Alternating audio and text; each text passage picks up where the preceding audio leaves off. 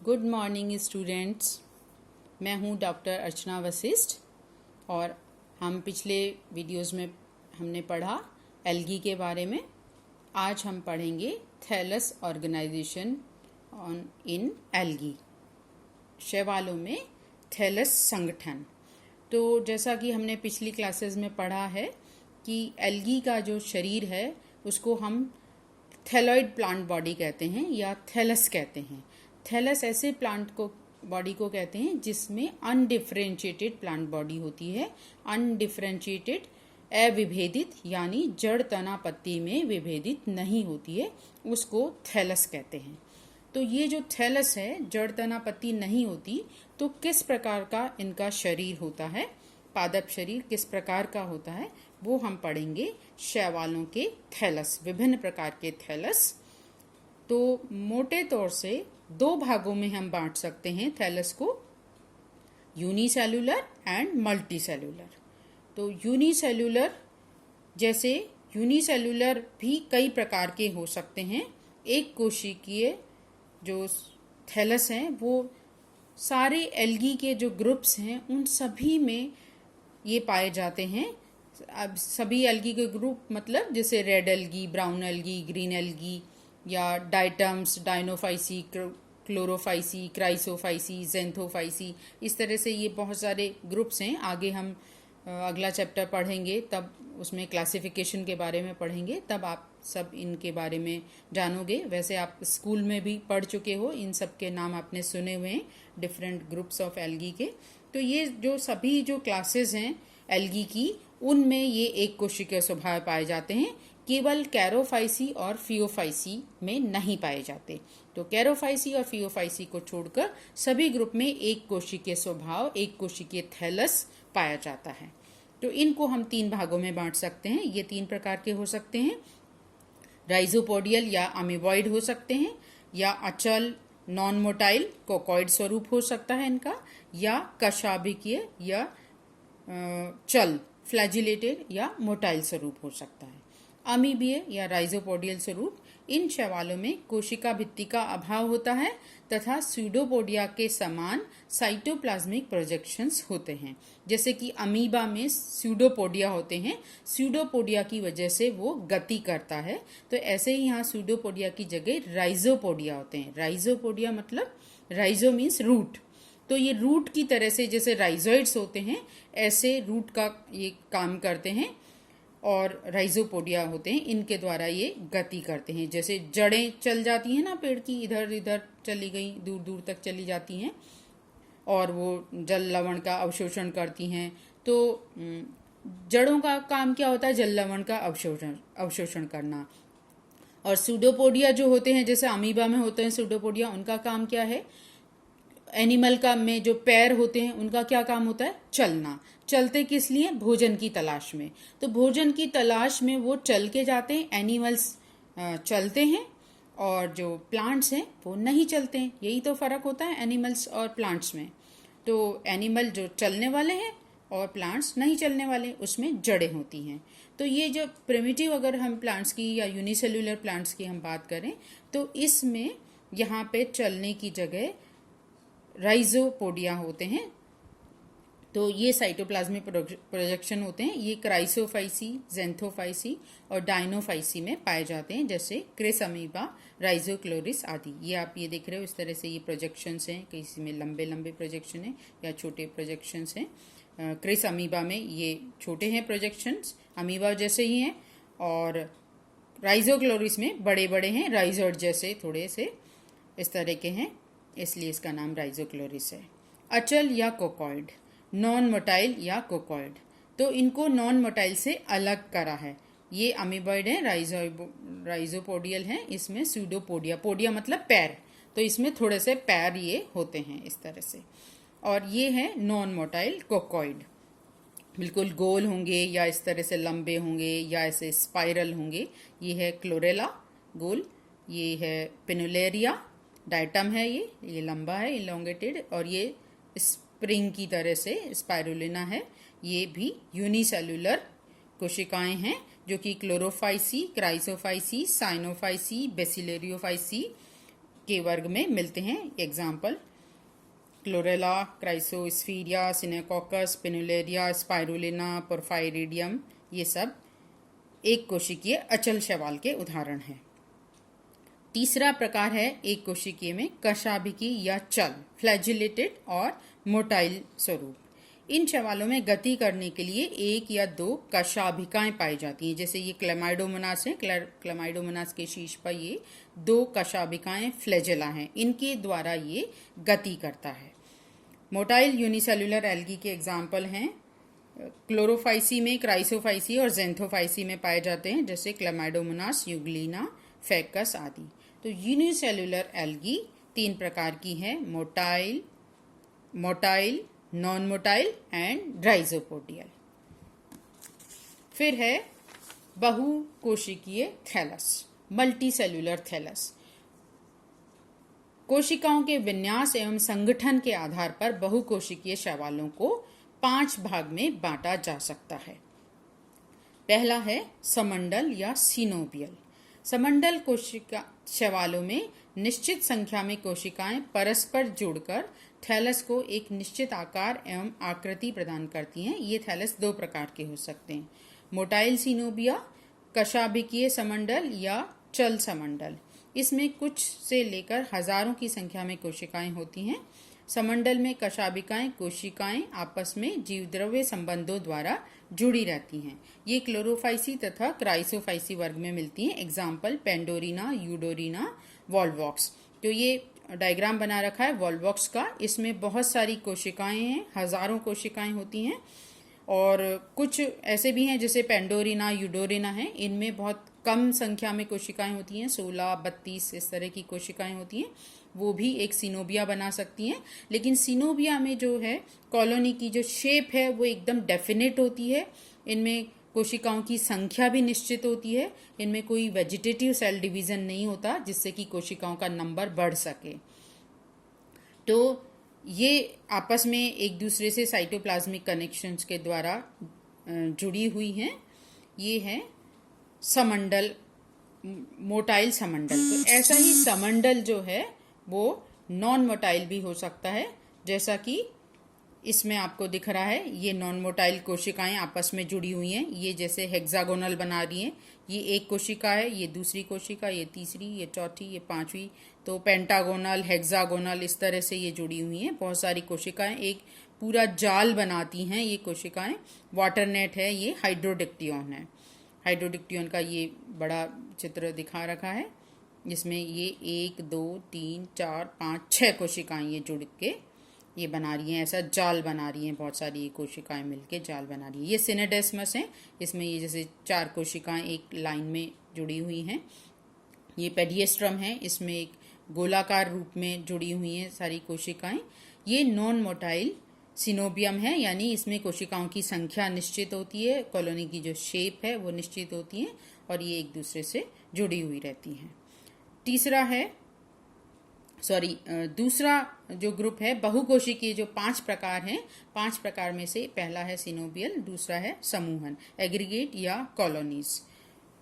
तो इसको हम पहले नंबर पे भी डाल सकते हैं। पहले नंबर पे हम ये समूहन या एग्रीगेट रखें और दूसरे नंबर पे हम सिनोबियल को रखें, क्योंकि जो एग्रीगेट और कॉलोनी है ये ज़्यादा सिंपल तरीका है और ये थोड़ा एडवांस हो गया जो सिनोबियल है वो।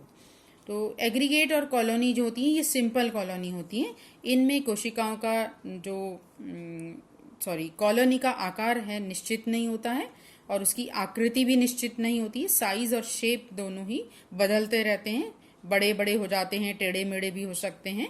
कोशिकाओं का विभाजन होता है, इसमें वेजिटेटिव विभाजन होता है, जिससे जो कोशिकाओं की जो संख्या है वो भी बदल जाती है। वृद्धि के साथ साथ कोशिकाओं की संख्या बढ़ जाती है, स्थिर नहीं रहती है, जैसा कि सिनोबियल में होता है।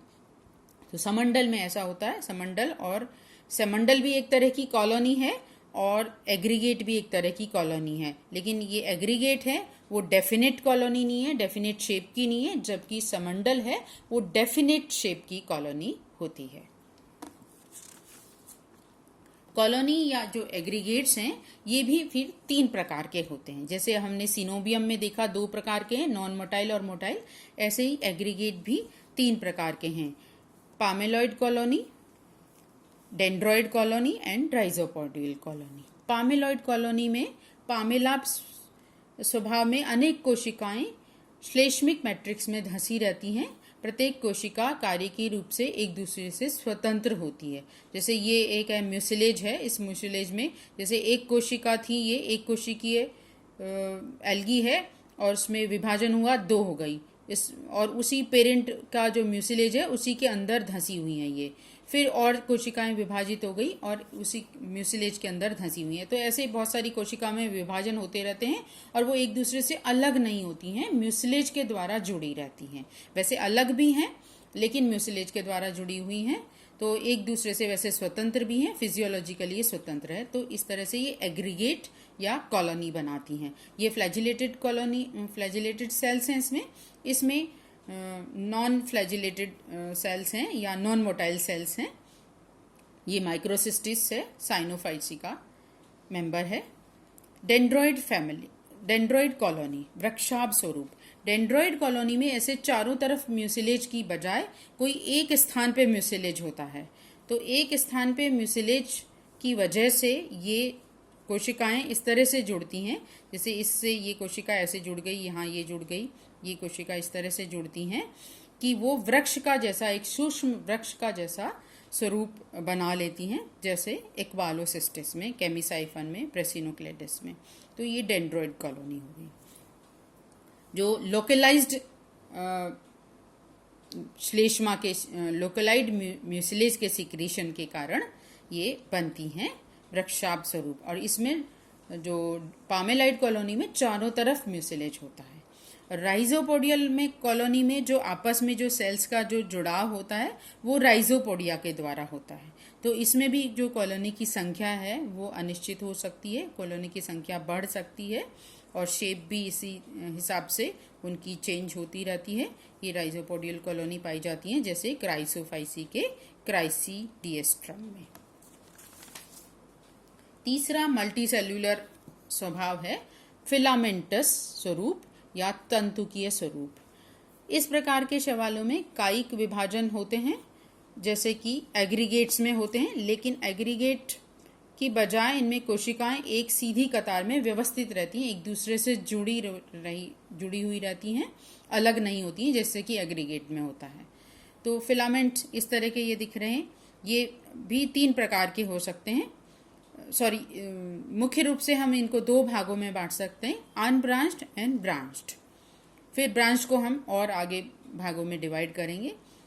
तो या हम डायरेक्ट ही इनको अलग अलग ऐसे बांट सकते हैं, अनब्रांच, सिंपल ब्रांच, हेटेरोट्राइकस ब्रांच, इस तरह से। तो अलग अलग किताबों में अलग अलग तरीके से ये किया हुआ है, तो इसको आप समझ लें। अनब्रांच्ड, अशाखित स्वभाव जैसे क्लोरोफाइसी, साइनोफाइसी, बेसिलोरियोफाइसी, जेंथोफाइसी के कुछ सदस्यों में पाया जाता है। तो ये भी बहुत सारे जो क्लासेस हैं उसमें बहुत ही कॉमन स्वरूप है। एग्जाम्पल हैं इसके Ulothrix, spirogyra, oedogonium, Nostoc, anabaena, Oscillatoria etcetera. ये ऑसिलेटोरिया का फिलामेंट है जिसमें बहुत सारी सेल्स एक दूसरे के साथ ऐसे जुड़ी हुई हैं, एक कतार में जुड़ी हुई हैं, तो ये एक फिलामेंट बना रही हैं, अनब्रांच्ड फिलामेंट।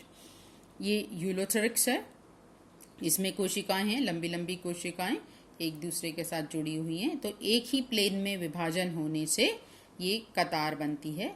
ये स्पाइरोगायरा है, इसमें लंबी लंबी कोशिकाएं हैं, ये स्पाइरल, इसमें क्लोरोप्लास्ट है सेल के अंदर।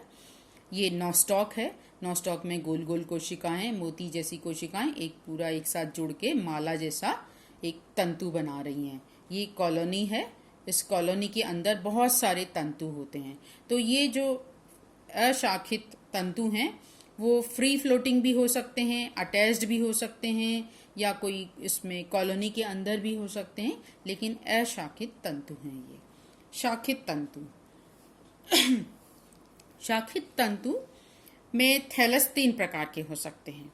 सिंपल ब्रांचिंग, ऐसे थैलस आधार से बेसल डिस्क द्वारा जुड़े रहते हैं और पट के निचले भाग से पार्श्व ऊर्ध्व ऊर्ध्वाधर लेटरल आउटग्रोथ एवं पट निर्माण की क्रिया से शाखाएं उत्पन्न होती है। जैसे ये एक तंतु है, उस तंतु की जैसे कोई एक सेल है, उसमें इसका जो पट है, पट से के नीचे से एक आउटग्रोथ निकलती है और फिर यहाँ पे सेप्टम बन जाता है, तो इस तरह से ब्रांच बन जाती है।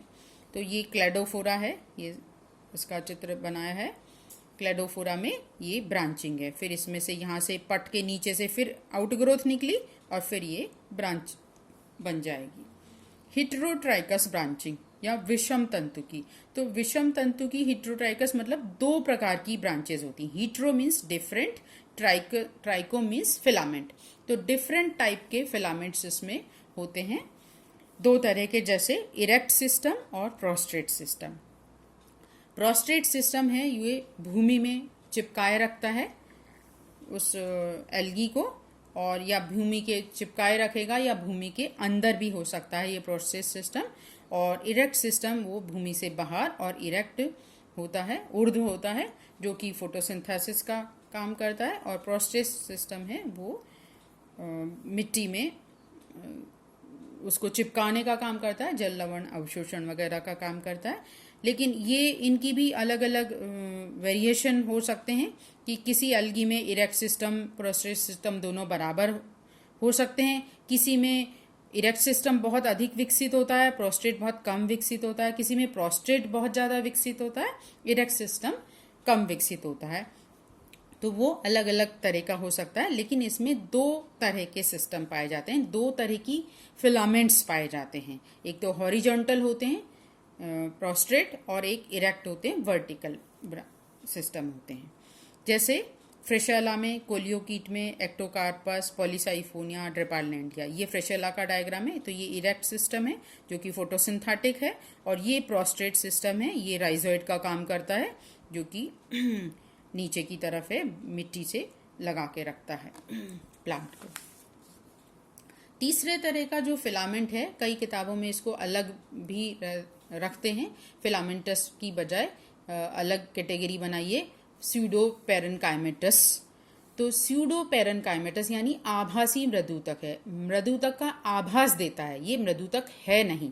जैसे ये डायग्राम में आपको दिख रहा है, ऐसे लग रहा है कि एक डिस्क है जो कि पेरेनकाइमेटस डिस्क है, लेकिन ये पेरेनकाइमा नहीं है, ये अलग अलग फिलामेंट्स हैं। ये फिलामेंट, ये फिलामेंट, ये अलग अलग फिलामेंट हैं, ब्रांचिंग भी हो रही है यहाँ फिलामेंट में, और ये सारे फिलामेंट जो हैं एक दूसरे से ऐसे सटे हुए हैं कि एक ऐसे डिस्क बना दी है, और या ये कुशन भी बना सकते हैं, गद्दीदार स्ट्रक्चर भी बना सकते हैं। लेकिन इनका जो डिवीज़न का जो तरीका है वो फिलामेंट की तरह ही होता है, इसलिए हम इसको पेरेनकाइमेटस नहीं कह सकते, क्योंकि पेरेनकाइमेटस में कई प्लेन में डिवीजन्स होते हैं, जबकि फिलामेंटस जो स्वरूप है उसमें एक ही प्लेन में डिवीजन होते हैं और उससे फिलामेंट बनता है। तो ये फिलामेंट एक तरह से फिलामेंटस ही स्वरूप है, इसमें ये तो डिस्क है, ये तो प्रोस्ट्रेट सिस्टम है, और इरेक्ट सिस्टम के नाम पे इसमें सिर्फ सीटी है। तो इरेक्ट सिस्टम यहाँ पे बहुत ही कम विकसित है, प्रोस्ट्रेट सिस्टम है वो विकसित है। तो ये स्यूडो पेरेनकाइमेटस आभासी मृदुतक कहलाता है। इसमें आपस में सेल्स में कोई साइटोप्लाज्मिक या प्लाज्मोडेस्माटा के कोई कनेक्शंस नहीं होते। ये हेट्रोट्राइकस फिलामेंट का ही एक स्वरूप है जो कि स्यूडो पेरेनकाइमेटस स्वरूप कहलाता है। साइफोनेशियस फॉर्म या नलिकाकार स्वरूप, चौथा जो रूप है मल्टी सेल्यूलर एल्गी का थैलस में, ये है साइफोनेशियस। इसमें ये भी एक मल्टी सेल्यूलर होता है, दिखने में ये ऐसा एक साइफन या एक नलिका, एक ट्यूब दिखती है, जबकि ये एक सेल नहीं है, जबकि बहुत सारी सेल्स हैं। मल्टी सेल्यूलर भी हैं ये, और मल्टी न्यूक्लिएट कंडीशन है। इसमें बीच में सेप्टा नहीं होते हैं कोई भी, ये पूरा जो थैलस है एक ट्यूब से बना हुआ है, और इसमें सेल डिवीज़न होते जाते हैं, न्यूक्लियर डिवीज़न होते हैं, लेकिन सेप्टा नहीं बनते हैं। सेप्टा केवल सेक्स ऑर्गन्स बनते हैं, तब उस समय बनते हैं उनको अलग करने के लिए, चाहे वो एंथेरिडिया ऊगोनिया हो या स्पोरेंजिया हो, उस समय सेप्टा बनते हैं। बाकी इसमें थैलस में सेप्टा नहीं है, ये एसेप्टेट सीनोसिटिक यानी संकोशिकीय थैलस कहलाता है। उदाहरण क्लोरोफाइसी और ज़ैंथोफाइसी के कुछ मेंबर हैं, जैसे प्रोटोसाइफन है, पाउचीरिया, बॉट्रीडियम।